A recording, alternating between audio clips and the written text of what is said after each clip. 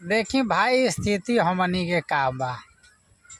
समय कितना खराब हो गईल बा कि हमार पार्टनर बाने अवधेश जी हाई जलिया हाई लोगता नु काती पर सुतल बानी सही जाली बा।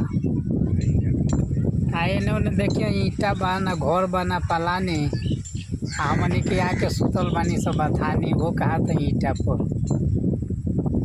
हमार अवधेश भाई के नया बिया भइल बा, नया पलंग मिलल बा।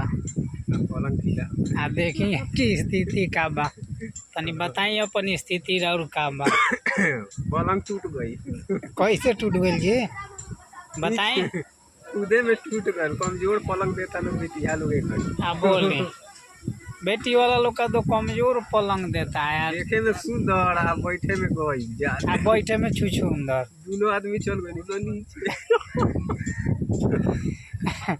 दोनों आदमी पलंग पर रही मलंग में गारुआ दोनों आदमी सुतनी पर टूट गई पलंग। नीचे चल गई ऐसे जाली पर सुते के पड़ता। तैसे हम आइल बनी यहाँ के लगे देखी हमरो के बिछौना कहाँ सुते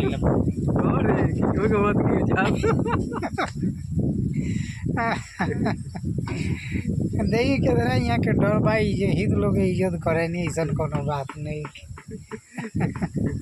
तो नया फैन मंगनी है ना। नया मिली और नया साल में। अच्छा नया साल में नया ये पहले ही तय कैले बनी।